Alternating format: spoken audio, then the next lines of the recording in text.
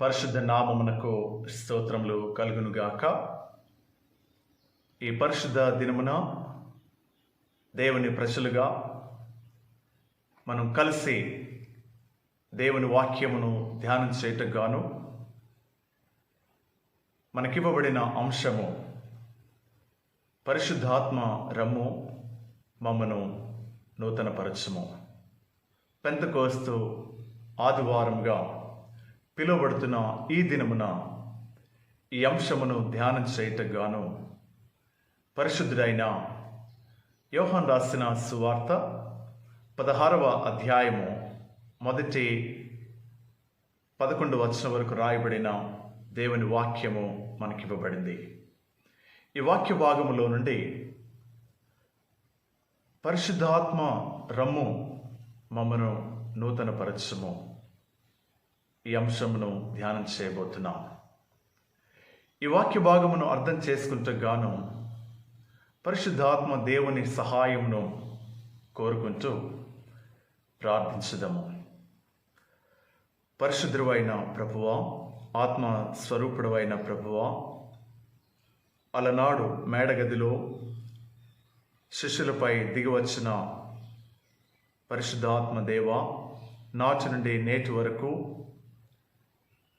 పరిశుద్ధ జీవితాన్ని జీవించడానికి పిలువబడిన ప్రజలతో నీవుంటూ సర్వసత్యములోనికి నడిపిస్తున్న మా ప్రభువా, నీ కృతజ్ఞతలు చెల్లిస్తున్నాం. ఈ సమయమందు నీ వాక్యమును మేము ధ్యానిస్తుండగా పరిశుద్ధాత్మ దేవ, నీ సత్యవాక్యమును అర్థం చేసుకోవడానికి కృప దయచేయమని యేసు నామమున అడిగి వేడుకొంచున్నాం తండ్రి, ఆమేన్.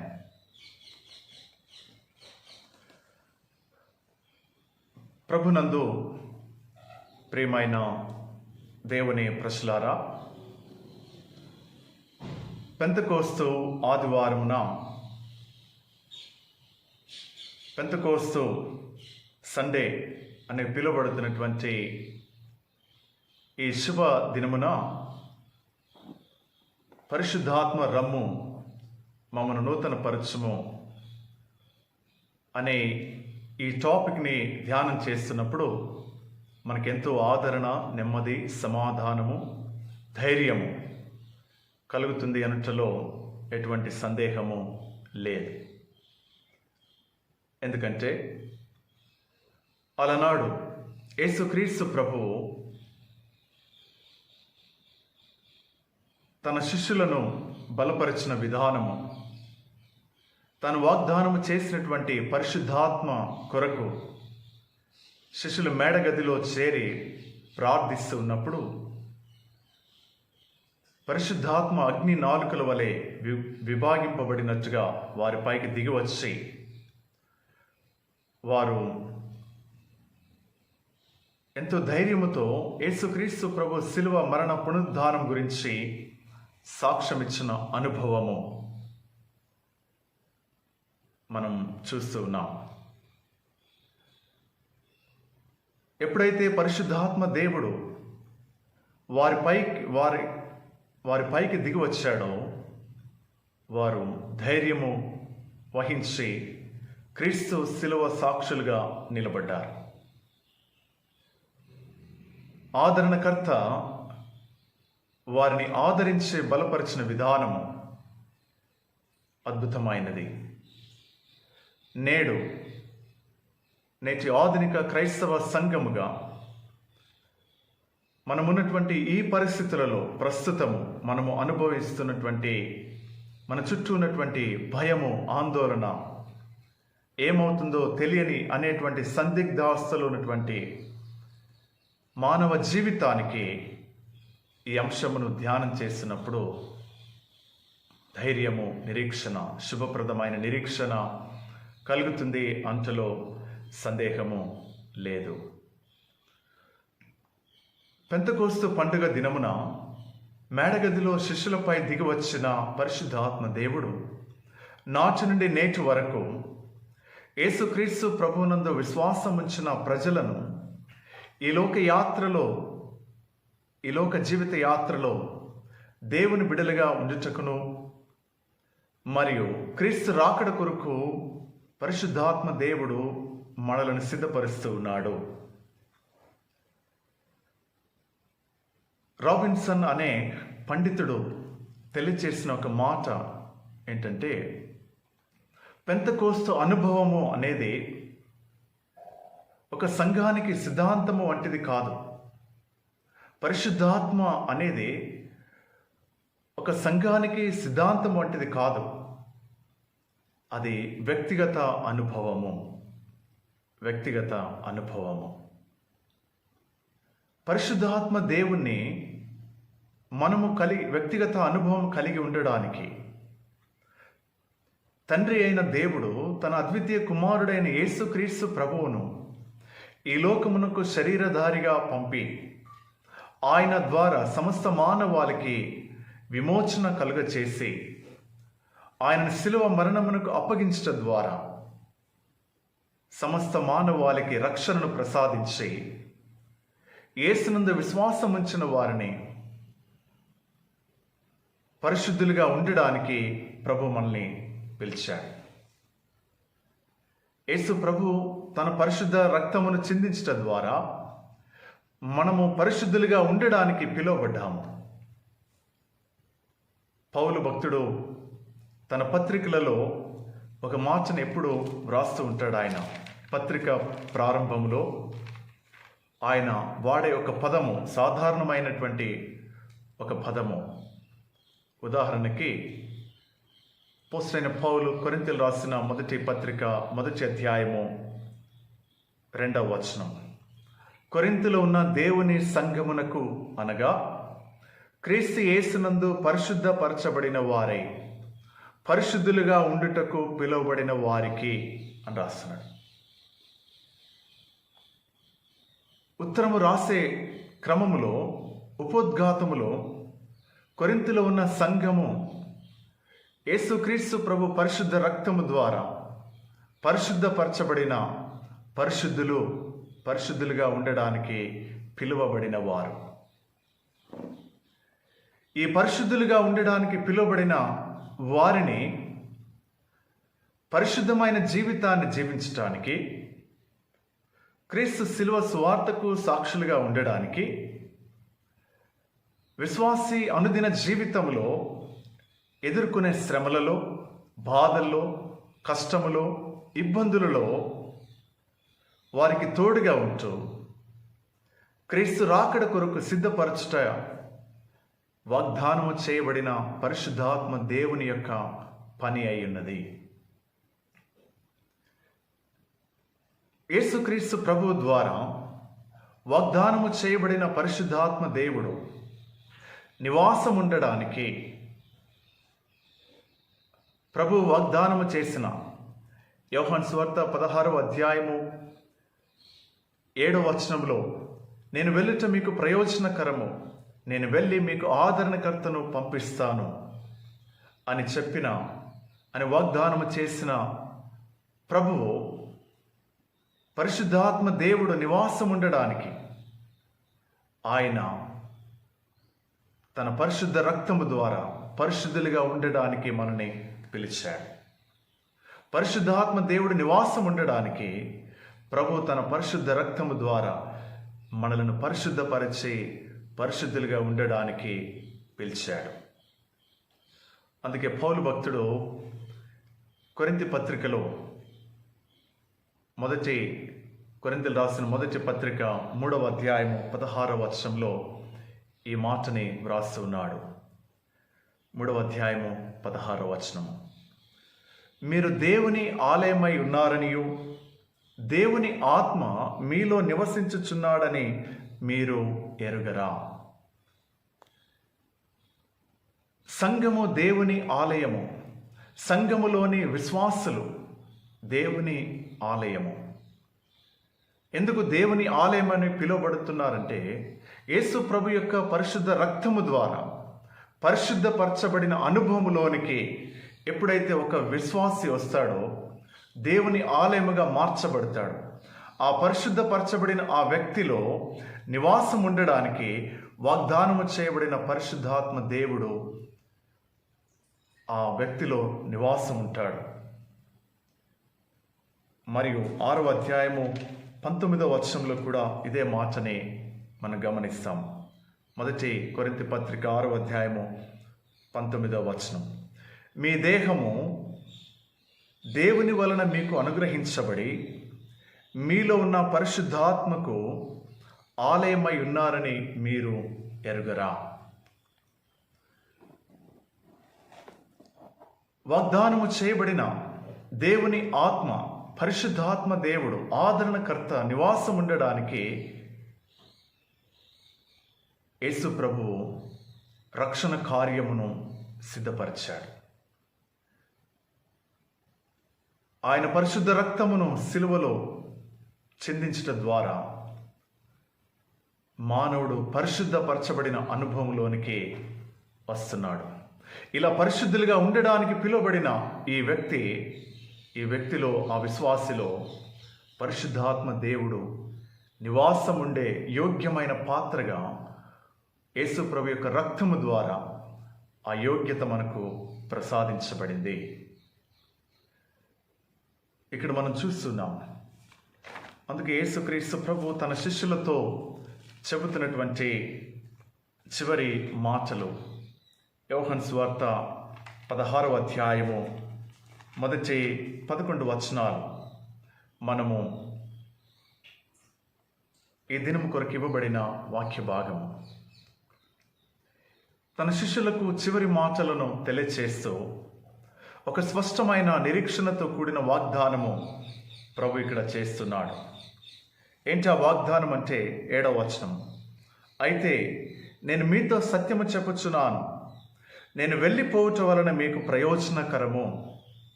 నేను వెళ్ళని ఎడల ఆదరణకర్త మీ యొద్దకు రాడు, నేను వెళ్ళిన ఎడల ఆయనను మీ యొద్దకు పంపుదును. ఆదరణకర్తను వాగ్దానము చేసినది ఎందుకంటే యేసు ప్రభు శరీరధారిగా ఈ లోకానికి వచ్చాడు. శరీరమును ధరించిన వాడు ఒక పరిధికి, ఒక ప్రాంతానికి మాత్రమే చెందినవాడుగా ఉంటాడు. కానీ పరిశుద్ధాత్మ దేవుడు, ఆత్మస్వరూపుడైనటువంటి తండ్రి అంతటా అందరిలో ఉండగలడు. పరిశుద్ధాత్మ దేవుణ్ణి, ఆత్మస్వరూపి అయినటువంటి దేవుడిని యేసు ప్రభు వాగ్దానము చేయడానికి కారణం ఏంటంటే సమస్త మానవాళిని పాపము నుండి విడిపించి నీతి మార్గములోనికి నడిపించి తీర్పు దినాన దేవుని ఎదుట నిలబెట్టడానికి, దేవుని ఎదుట పరిశుద్ధులుగా నిలబెట్టడానికి ఆదరణకర్తని తన శిష్యులకు వాగ్దానం చేశాడు. అలా వాగ్దానం చేయబడినటువంటి ఆదరణకర్త పరిశుద్ధాత్మ దేవుడు మేడగదిలో ఆ శిష్యులు ఆ పెంతెకోస్తు అనుభవాన్ని కలిగి ఉన్నారు. ప్రభు వాగ్దానము చేసినటువంటి ఆదరణకర్త మేడగదిలో శిష్యులు పొందుకున్నారు.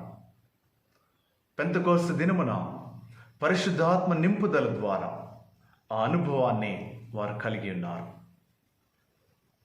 పెంతెకోస్తు అనుభవము అంటే అది ఒక సిద్ధాంతము కాదు, వ్యక్తిగత అనుభవం.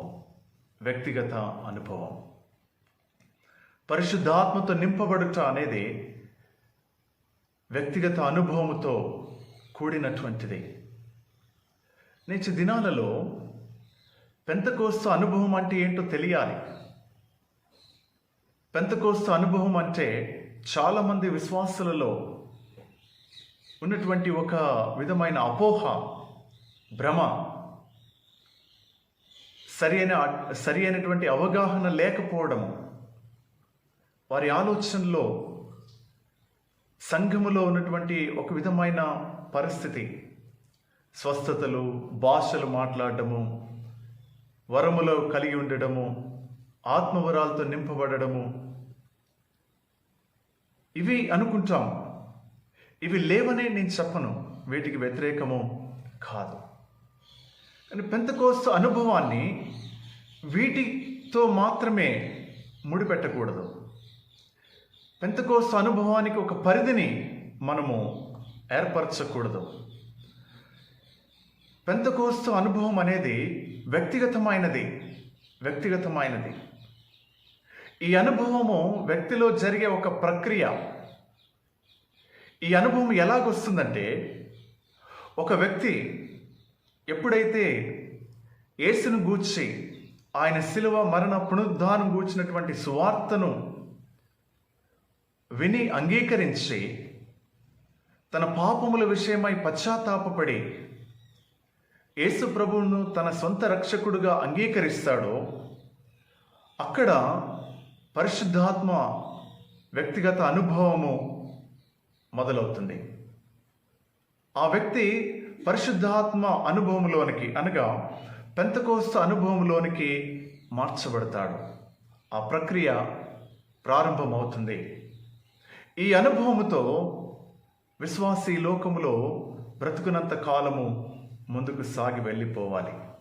క్రీస్తు శిలువ సువార్తను ప్రకటించడానికి ఈ విశ్వాస జీవిత యాత్రలో వచ్చే అన్నిటినీ అధిగమిస్తూ శుభప్రదమైన నిరీక్షణతో కూడిన ఆ గమ్యం వైపు విశ్వాసి సాగిపోవాలి. ఈ దినాలలో ఉన్నటువంటి పరిస్థితులు మనము గమనిస్తున్నప్పుడు, ముఖ్యంగా క్రైస్తవ సంఘము ఎడల ఎదురవుతున్న వ్యతిరేకత,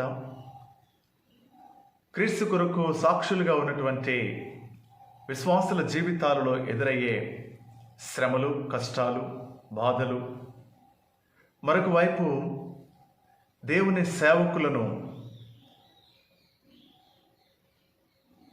మరణానికి గురి చేసినటువంటి సంఘటనలు, ఇవన్నీ వస్తున్నప్పుడు కొన్ని ప్రతిబంధకాలు పరిచర్యకు ఎదురవుతున్నప్పుడు మనము అభ్యంతరపడుతున్నటువంటి పరిస్థితులు మనం చూస్తున్నాం. ఇప్పటి వరకు మనము పెంతెకోస్తు అనుభవం అంటే అది వ్యక్తిగత అనుభవం అని మనం తెలుసుకున్నాం. వాగ్దానము చేయబడినటువంటి ఆదరణకర్త ప్రతి విశ్వాసి ఆ అనుభవాన్ని కలిగి ఉండడానికి ప్రభు పరిశుద్ధాత్మ దేవుణ్ణి మనకు వాగ్దానంగా చేశాడు. ఇలా వాగ్దానము చేయబడినటువంటి పరిశుద్ధాత్మ దేవుడు ప్రతి విశ్వాసిలో ఆయన ఎలాంటి పనులు చేస్తాడు, ఆయన చేసే పనులు ఏంటి,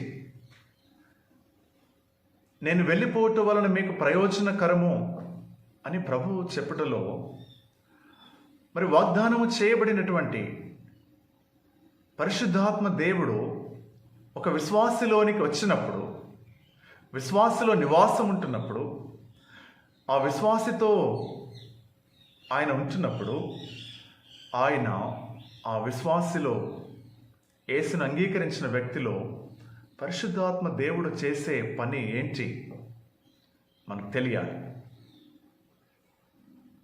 ఆ అనుభవం మనకు తెలిసి ఉండాలి. దాన్ని మనం ఈ దినం ఇవ్వబడిన వాక్య భాగంలో నుండి గమనిస్తాం.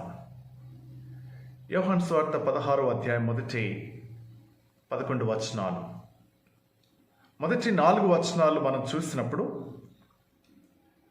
15వ అధ్యాయం చివరి భాగం నుండి 16వ అధ్యాయము 4వ వచనం వరకు యేసు ప్రభువు తాను జరగబోయే సంఘటనల గురించి తెలియచేస్తూ అనేకమైనటువంటి సంఘటనల గురించి ఆయన వివరిస్తూ తన శిష్యులను బలపరుస్తున్నాడు. ఎలా బలపరుస్తున్నాడు అంటే, లోకంలో మీకు శ్రమ కలుగుతుంది, మీకు బాధలు వస్తాయి, మీరు వెలివేయబడతారు, మీరు మరణానికి లోనవుతారు. నన్ను అంగీకరించడం ద్వారా మీరు మరణించవలసి ఉంటుంది. ఇవన్నీ నేను మీకు ముందుగా తెలియజేస్తున్నాను, కాబట్టి మీరు అభ్యంతరపడకూడదు. అభ్యంతరములు వస్తాయి కాబట్టి నేను ముందుగానే తెలియజేస్తున్నాను. ఈ మొదటి 4 వచనాల్లో యేసు ప్రభు దాపరికం లేకుండా తన శిష్యులతో మాట్లాడుతున్నాడు. ఆయన మాటలలో ఒక స్పష్టతను మనం గమనిస్తున్నాం. ఏంటంటే, మీరు నన్ను అంగీకరిస్తే, మీరు నన్ను వెంబడించినప్పుడు, తన శిష్యులకు చెప్పిన మాటలు నేటి క్రైస్తవ సంఘములో ఉన్నటువంటి విశ్వాసులు కానీ సేవకులుగా కానీ ఎవరైనా క్రీస్తును అంగీకరించినప్పుడు శ్రమలు ఎదుర్కోవడానికి సిద్ధపడి ఉండాలి. ప్రభు అదే చెప్తున్నాడు అక్కడ. శిష్యులారా, మీరు అభ్యంతర పడకుండా ఉండాలని ఈ మాటలు మీతో చెప్తున్నాను ముందుగా. ఎందుకంటే మీరు వెలివేయబడతారు. దేవునికి సేవ చేస్తున్నామని మిమ్మల్ని చంపే దినం వస్తుంది. మీరు చంపబడతారు. మీరు శ్రమలకు గురి అవుతారు, బాధలు అనుభవిస్తారు, నిందలు అనుభవిస్తారు. నేటి దినాల్లో మనం చూస్తున్నాం. ఇవన్నీ ప్రభు ముందుగానే తెలియజేశాడు మనకి.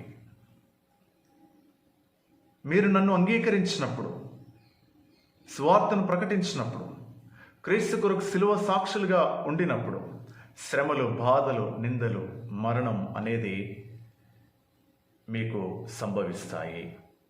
ఇవి వచ్చినప్పుడు మీరు అభ్యంతర పడకూడదు.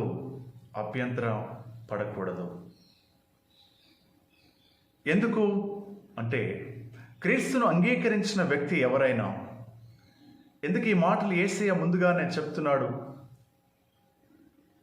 అంటే, క్రీస్తును అంగీకరించిన వ్యక్తి ఎవరైనా శ్రమలు, బాధ, నిందలు, మరణం అనే అనుభవంలోనికి వచ్చినప్పుడు, ఇలాంటి అనుభవం వచ్చినప్పుడు, క్రీస్తును అంగీకరిస్తే ఇలాంటి వాటిని అనుభవించాల్సి వస్తుంది అని నాకు తెలియదే అని ఎవరు చెప్పకుండా ఉండడానికి యేసు ప్రభు ముందుగానే తన శిష్యులకు తెలియజేశాడు. నేటి క్రైస్తవ సంఘములో యేసు దాపరికము లేకుండా పరిచర్యలో ఎదురయ్యే హింసల గురించి, శ్రమల గురించి ఆయన ముందుగానే తెలియజేశాడు. కానీ నేటి క్రైస్తవ సంఘములో, సమాజములో, విశ్వాసులలో కానీ, అందరు కాదు, కొంతమంది సేవకులైన శ్రమలు, బాధలు వచ్చినప్పుడు మనము అభ్యంతరపడిన పరిస్థితులు వస్తున్నాయి. ఏంటి కారణము? ఆలోచన చేయాలి. ఎందుకు అభ్యంతరం అనేది మన అనుభవంలోనికి వస్తుంది?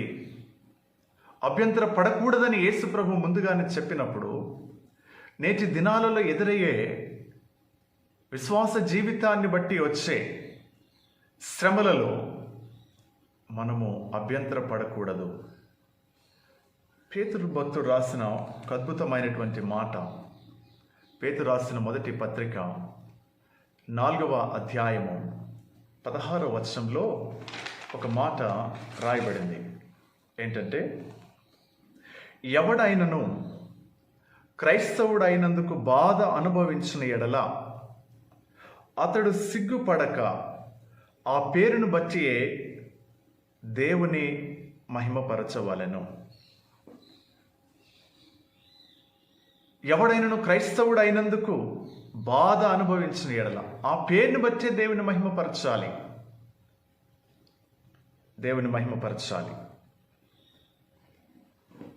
ఇంకొక మాట కూడా అక్కడ రాయబడుతుంది 19వ వచనంలో. ఇలా పేతురు భక్తుడు అక్కడ ఆ మాటలు రాస్తూ కింద ఒక మాట చెప్తున్నాడు. కాబట్టి దేవుని చిత్త ప్రకారము బాధపడువారు సత్ప్రవర్తన గలవారై నమ్మకమైన సృష్టికర్తకు తమ ఆత్మలను అప్పగించుకొనవలెను. అద్భుతమైనటువంటి దేవుని మాటలు. ఈరోజు మన అనుదిన జీవితంలో పెంతెకోస్తు అనుభవము అనేది లేకపోవటం ద్వారా మన జీవితంలో ఎదురయ్యే శ్రమలలో అభ్యంతర పడవలసిన పరిస్థితులు వస్తున్నాయి.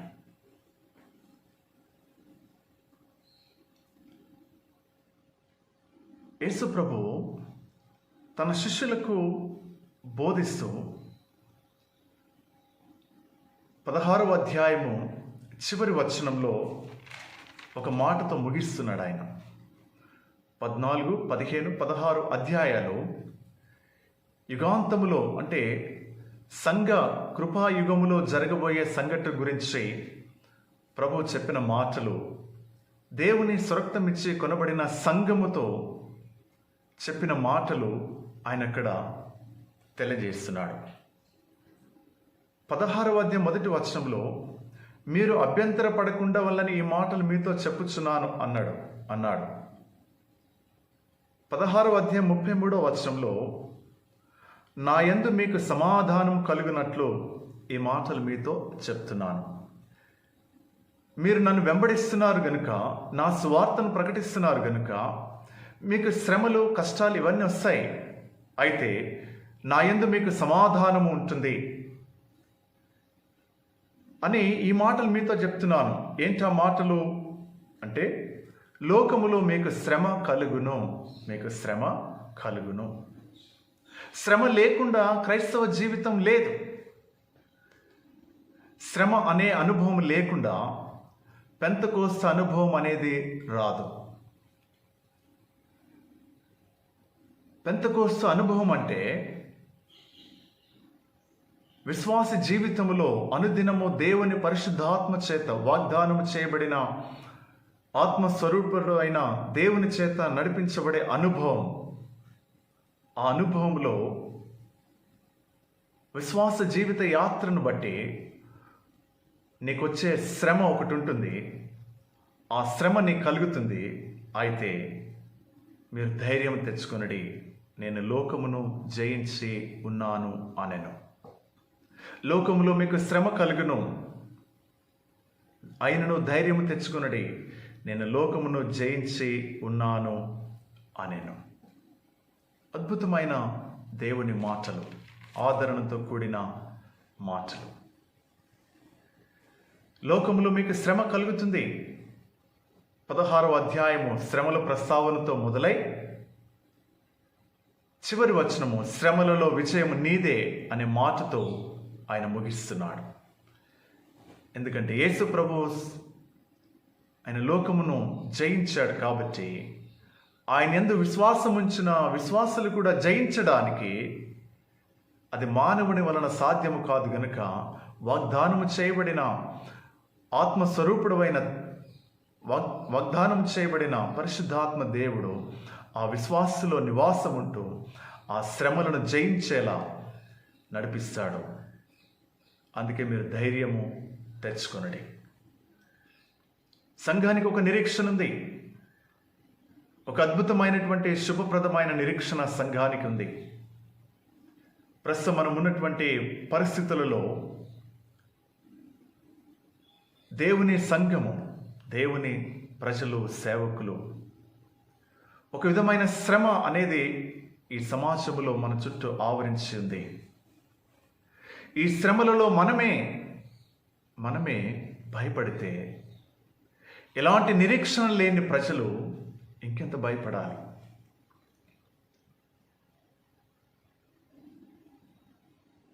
ఈ శ్రమలలో మనకు ఆదరణకర్త ఉన్నాడు. మన బాధను అనుభవించినవాడు, మన బాధల్లో మనకు సహాయం చేసేవాడు, మన గాయములు కట్టువాడు, మన కన్నీటిని తుడిచేవాడు, మన ప్రార్థన ఆలకించేవాడు, మన పక్షంగా తండ్రికి విజ్ఞాపన చేసే పరిశుద్ధాత్మ దేవుడు మనకున్నాడు. యేసునందు విశ్వాసం ఉంచిన బిడ్డలుగా దేవుని సంఘము, దేవుని సేవకులుగా మనమే ఈ శ్రమకు భయపడితే, ఎలాంటి నిరీక్షణ లేని సమాజం మన చుట్టూ ఉంది. వారికి ఎవరిస్తారు ధైర్యము? వారిని ఎవరు ఆదరిస్తారు? ఎవరు వారిని బలపరుస్తారు? మనము ఆలోచన చేయవలసిన సమయం ఇది. దేవుని సంఘము, పరిచారకులు, సేవకులు మనం చేయాల్సినటువంటి, అలనాడు శిష్యులు భయపడి, యూదులకు భయపడి మేడగదిలో దాక్కున్నారు. అలా భయపడినటువంటి వారు ఎప్పుడైతే పరిశుద్ధాత్మ చేత నింపబడ్డారో ఆ గదిలో నుండి బయటికి వచ్చి ఆ యెరూషలేము మహాదేవాలయములో గొప్ప దేవుని శిలువ సువార్తను ప్రకటించినప్పుడు వారిని చూసి ఆనాటి సమాజము వారు యేసుతో కూడా ఉండిన వారిని గుర్తెరిగి అనే సాక్ష్యాన్ని వారు సంపాదించుకున్నారు. వారు విద్య లేని పామరులు అయినా వారితో యేసున్నాడు. పరిశుద్ధాత్మ దేవుడు వారి ద్వారా అద్భుతమైనటువంటి కార్యములు జరిగించాడు. భయముతో నిండి ఉన్నటువంటి సమాజానికి ఒక నిరీక్షణని ప్రసాదించారు, ఆదరణని కలిగించారు. ఆదిమ సంఘము నేటి సంఘం యొక్క బాధ్యత అది కాదా? మనం ఆలోచన చేయాల్సినటువంటి దినాలివి.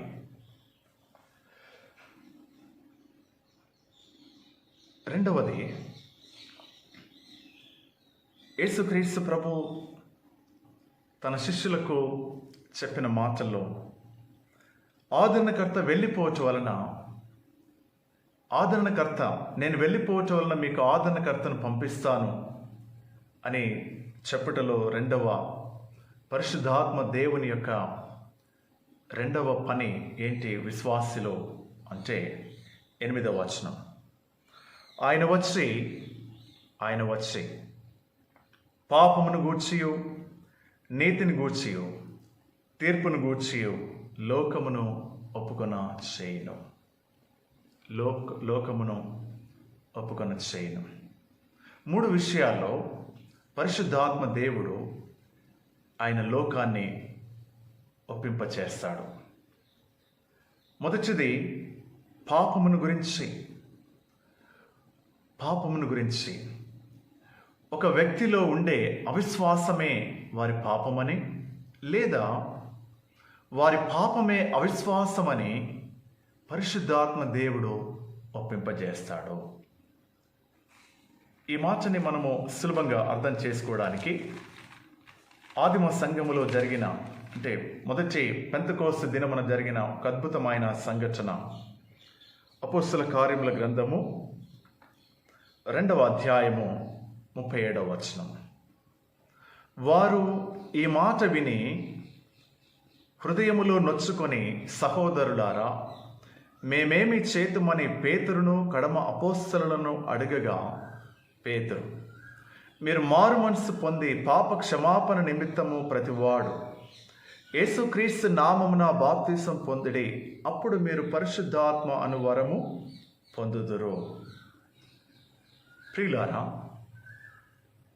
ఒక వ్యక్తిలో ఉండే అవిశ్వాసమే వారి పాపము, లేదా వారి పాపమే అవిశ్వాసమని పరిశుద్ధాత్మ దేవుడు ఒప్పింపచేసి క్రీస్తు యొద్దకు వారిని నడిపిస్తాడు. క్రీస్తు సువార్తను ప్రకటించడం ద్వారా వారిలో ఉన్న పాపమును, వారిలో ఉన్న అవిశ్వాసాన్ని ఒప్పింపచేసి పరిశుద్ధాత్మ దేవుడు వారిని ఒప్పింపచేసి క్రీస్తు యొద్దకు వారిని నడిపిస్తాడు. రెండవది, నీతిని గూర్చియు లోకమును ఒప్పుకొన చేయును. నీతి అంటే ఏంటి? క్రీస్తు యొక్క శిలువ బలి అర్పణ ద్వారా నీతి స్థాపించబడింది లేదా సాధించబడింది. రోమా పత్రిక అపోస్తలుడైన పౌలు రోమీలకు రాసిన పత్రిక 3వ అధ్యాయము 22వ వచనం నుండి రాయబడిన మాటలు ఇలాగున్నాయి. రోమా పత్రిక 3వ అధ్యాయము 22వ వచనం. అది యేసుక్రీస్తు నందలి విశ్వాస మూలమైనదై నమ్ము వారందరికీ కలుగు దేవుని నీతి అయి ఉన్నది. ఏ భేదమును లేదు, అందరూ పాపము చేసి దేవుడు అనుగ్రహించు మహిమను పొందలేకపోవచ్చున్నారు. కాబట్టి నమ్మువారు ఆయన కృపచేతనే క్రీస్తు యేసునందలి విమోచనము ద్వారా ఉచితముగా నీతిమంతులని తీర్చబడుచున్నారు. నీతి అనేది యేసుక్రీస్తు ప్రభు యొక్క శిలువ బలియాగము ద్వారా స్థాపించబడింది. క్రీస్తులో స్థాపించబడిన ఈ నీతి ప్రజలకి, విశ్వాసులకి ఒక గొప్ప ధైర్యాన్ని, ఒక మార్గాన్ని నిర్దేశించింది. ఏంటంటే దేవుని ఎదుట ధైర్యముగా నిలబడే అవసరమైన అవకాశాన్ని ఈ నీతి మనకు ప్రసాదించింది. యేసు ప్రభు యొక్క శిలువ బలియాగం ద్వారా స్థాపించబడిన నీతి, ఆ నీతిని బట్టి ఎవరైతే యేసుక్రీస్తు ప్రభుని రక్షకుడుగా అంగీకరించారో వారు ఉచితముగా నీతిమంతులని తీర్చబడ్డారు. ఆ తీర్చబడిన నీతిని బట్టి, అంటే ఆ వ్యక్తి తన పాపమును ఒప్పుకొనటం ద్వారా ఆయన నీతిమంతుడిగా పిలువబడ్డాడు. నీతిమంతుడిగా పిలువబడిన ఈ వ్యక్తి తండ్రి అయిన దేవుని ఎదుట నిలబడే అవకాశాన్ని ఈ నీతి మనకు ప్రసాదించింది. ఈ సమయంలో ఒక మాటను మనము జ్ఞాపకం చేసుకోవాలి.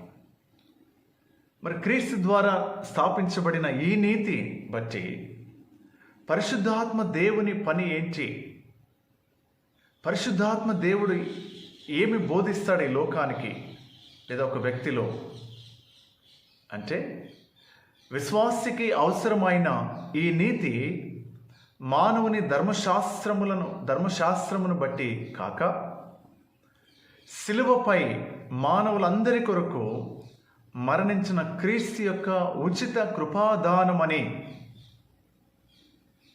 పరిశుద్ధాత్మ దేవుడు ఒప్పింపజేస్తాడు. ఈ మాటని అర్థం చేసుకోవడానికి ఇంకొక వాక్యాన్ని మీకు జ్ఞాపకం చేస్తాను. యెషయా గ్రంథము 64వ అధ్యాయము 6వ వచనం. యెషయా గ్రంథము 64వ అధ్యాయము 6వ వచనం. మేమందరము అపవిత్రుల వంటి వారమైతిమి, మా నీతి క్రియలన్నీ మురికి గుడ్డ వలె ఆయను. ఒక విశ్వాసి దేవుని ఎదుట నిలబడడానికి ఒకే ఒక కారణము, యేసుక్రీస్తు ప్రభు శిలువ బలియాగము ద్వారా. అది ఉచితముగా మానవునికి అనుగ్రహించబడిన దేవుని కృపాదానము. ఆ నీతి మనకు అనుగ్రహించబడింది. అంతేకాని మనము మంచి చేసిన దాన్ని బట్టి, మన జీవించిన జీవితాన్ని బట్టి మనకు నీతి ప్రసాదించబడలేదు. మనం నీతిని సంపాదించుకోలేదు. మన నీతి క్రియలు అన్నీ కూడా దేవుని దృష్టిలో మురికి గుడ్డల వలె కనబడుతూ ఉన్నాయి. అది ధర్మశాస్త్రం నుండి వచ్చింది కాదు. ఆ నీతి మానవుడు చేసే ధర్మ కార్యాలను బట్టి వచ్చింది కాదు. నీతి అతడు జీవించే మంచి నడవడికని బట్టి కాదు వచ్చింది నీతి. కేవలము పరిశుద్ధాత్మ దేవుడు మానవునిలో, లోకములో ఒప్పింపచేసేది ఏంటంటే, నీవు నీతిమంతుడిగా తీర్చబడినది యేసుక్రీస్తు ప్రభు యొక్క శిలువ బలియాగము ద్వారా. అది ఉచిత కృపాదానము. ఆ నీతిని గురించి పరిశుద్ధాత్మ దేవుడు లోకమును ఒప్పింపజేస్తాడు. మూడవది, తీర్పుని గూర్చి. శిలువలో దుష్టత్వము ఓడిపోయినది. సాతాను ఓటమి ఒక తీర్పు లాంటిది. క్రీస్తునందు విశ్వాసం ఉంచిన వారు ధైర్యముగా దేవుని న్యాయ తీర్పునందు నిలబడుటకు పరిశుద్ధాత్మ దేవుడు ఒప్పించి ధైర్యపరుస్తాడు. ఎవరైతే యేసునందు విశ్వాసం ఉంచుతారో వాడు మరణములో నుండి జీవములోనికి దాచి ఉన్నాడు. తీర్పును వాడు దాచి ఉన్నాడు. తీర్పు దినాన దేవుని ఎదుట ధైర్యముగా నిలబడే యోగ్యతని పరిశుద్ధాత్మ దేవుడు ఆ విశ్వాసాన్ని ఒప్పింపచేసి దేవుని ఎదుట మనం నిలబెడతాడు. అందుకే ప్రభు తన శిష్యులకి వాగ్దానం చేశాడు, నేను వెళ్ళిపోతున్నాను, నేను వెళ్ళి మీకు ఆదరణకర్తను పంపిస్తాను. ఆదరణకర్త వచ్చి చేసే పని ఏంటంటే, ఒకవైపు లోకములో పాపమును గూర్చి, నీతిని గూర్చి, తీర్పును గూర్చి ఒప్పింప చేస్తూ ఉండే ఈ క్రమంలో క్రీస్తు శిలువ సువార్తను ప్రకటిస్తున్నప్పుడు మీకు ఎదురయ్యే శ్రమలలో నేను మీకు తోడుగా ఉంటాను, మీతో ఉంటాను, మీలో ఉంటాను అని ప్రభు పరిశుద్ధాత్మ దేవుణ్ణి ఆదరణకర్తను వాగ్దానము చేశాడు. పెంతెకోస్తు దినమున మేడగదిలో ఆ అనుభవాన్ని కలిగి ఉన్నారు. ఆ అనుభవముతో వారు దేవుని సువార్తను ప్రకటించారు, అనేకులను క్రీస్తు కొరకు సంపాదించారు. నేటి ఆధునిక క్రైస్తవ సంఘములో కొనసాగుతున్నటువంటి విశ్వాసులుగా, దేవుని సేవకులుగా అనుదినము పెంతెకోస్తు అనుభవముతో మనం ముందుకు సాగిపోతూ ప్రభు మనకు అప్పగించిన పరిచర్యలో కొనసాగుతూ దేవుని కృపా మహిమ కీర్తి కలుగుటకై జగత్తు పునాది వేయబడక మునిపే మనల్ని ఏర్పరచుకున్నాం దేవుడు ఆయన రాకడ కొరకు మనల్ని సిద్ధపరుస్తూ, మనలను బలపరుస్తూ శుభప్రదమైన నిరీక్షణలోనికి నడిపిస్తున్నటువంటి పరిశుద్ధాత్మ దేవుని బట్టి మనం కృతజ్ఞతలు చెల్లిస్తూ ఆ పెంతెకోస్తు అనుభవము అది వ్యక్తిగత అనుభవముగా ప్రతి ఒక్కరూ కలిగి ఉండటం ద్వారా క్రీస్తుకు బలమైన సాక్షులుగా ఉండడానికి, అనుదినము నూతన పరచబడుతున్న అనుభవంలోనికి, మనము క్రీస్తు యొక్క సారూప్యంలోనికి మార్చబడే అనుభవంలోనికి మనం సాగి వెళుతూ పరిశుద్ధాత్మ సహాయముతో దేవుని కృపా మహిమ కీర్తి కలుగుటకు ఆ విధమైన జీవితాన్ని జీవించడానికి, క్రీస్తు రాకడలో మనము దేవుని ఎదుట నిలబడే పరిశుద్ధులుగా, నిర్దోషులుగా నిలబడే యోగ్యతను మనకిస్తూ నడిపిస్తున్న పరిశుద్ధాత్మ దేవుని బట్టి కృతజ్ఞతలు చెల్లిస్తూ ఆ పరిశుద్ధాత్మ దేవుడు అనుదినము మనకు సహాయంగా ఉంటూ మనం నడిపిస్తూ తన దేవుని కృప మనకు తోడైండి నడిపించి తన మహిమ కొరకు మనందరినీ వాడుకొనుగాక. ఆమెన్. ప్రార్థించుదాము. పరిశుద్ధుడైన మా ప్రభువా, నీ పరిశుద్ధ నామమునకు స్తోత్రం చెల్లిస్తూ, తండ్రి అయిన దేవా, నీ ప్రేమలో యేసుక్రీస్తు ప్రభువును మాకు రక్షకుడుగా అనుగ్రహించి ఆయన ద్వారా సమస్త మానవాళి పాపములను శిలువ మరణమునకు నీ కుమారుని అప్పగించడం ద్వారా మాకు రక్షణను ప్రసాదించి ఆ రక్షణ పొందుకున్న ప్రజలు ఈ లోకములో పరిశుద్ధమైన జీవితాన్ని జీవించడానికి పరిశుద్ధుడైన పరిశుద్ధాత్మ దేవుని మాకు వాగ్దానముగా ఇచ్చినందుకు వందనాలు చెల్లిస్తూ, నీ రాకడ పర్యంతం ఈ లోకములో బ్రతుకుతున్న మేము పరిశుద్ధమైన జీవితాన్ని జీవించుటకును, క్రీస్తు శిలువ స్వార్థకు సాక్షులుగా ఉండుటకును, నీ రాకడ కొరకు సిద్ధపడుటకు ప్రభువా నీ సహాయం మాకు దయచేయమని యేసు నామమున అడిగి వేడుకొంచుచున్నాం తండ్రి. ఆమెన్. ఆమెన్.